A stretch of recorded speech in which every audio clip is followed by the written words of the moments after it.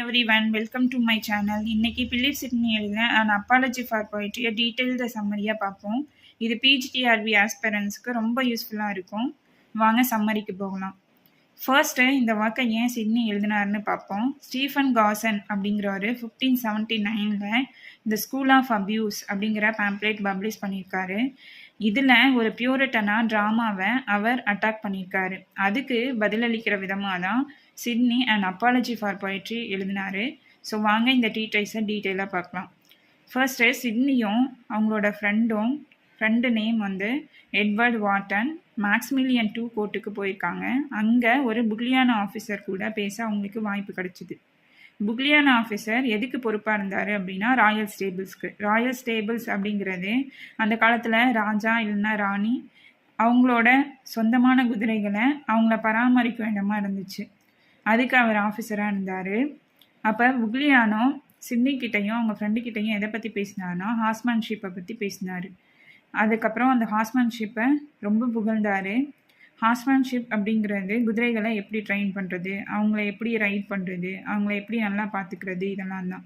அப்படி அவங்க பேசிகிட்டு இருக்கும்போது புக்லியானோ அவர்கிட்ட என்ன சொன்னாருன்னா, புக்லியானோ ஹார்ஸ்மேன்ஷிப்பை புகழ்ந்து பேசினதுலேருந்து இன்னொன்றும் சொல்கிறாரு. என்ன சொல்கிறாரு அப்படின்னா, ஒரு பிரின்ஸ் கண்டிப்பாக வந்து ஹார்ஸ்மேன்ஷிப்பை பற்றி தெரிஞ்சிருக்கணும்.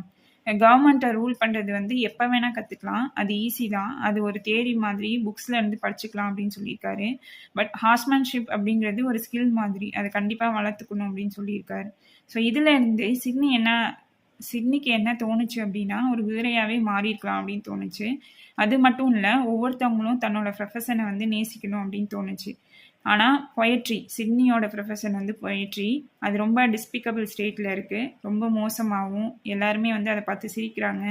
சில்ட்ரன் கூட அதை பார்த்து சிரிக்கிறாங்க, மதிக்க மாட்டேங்கிறாங்க.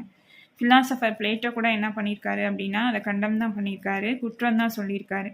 ஸோ பொயட்ரியை தப்பாக பேசுகிறவங்க கிட்டேருந்து, ஸ்கரிலஸ் டீட்ராக்டர்ஸ் கிட்டேருந்து பொயட்ரியை பாதுகாக்கணும் அப்படின்னு சொல்லிட்டு அவர் நினைக்கிறாரு.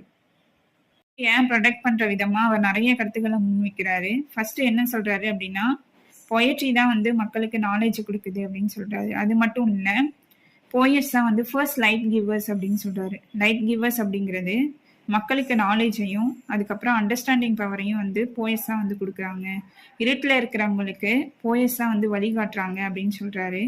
அப்புறம் பலவீனமான மனசு இருக்கிறவங்களுக்கும் தைரியம் கொடுத்து கஷ்டமான வேலைகளை சமாளிக்க உதவுதுன்னு சொல்கிறாரு.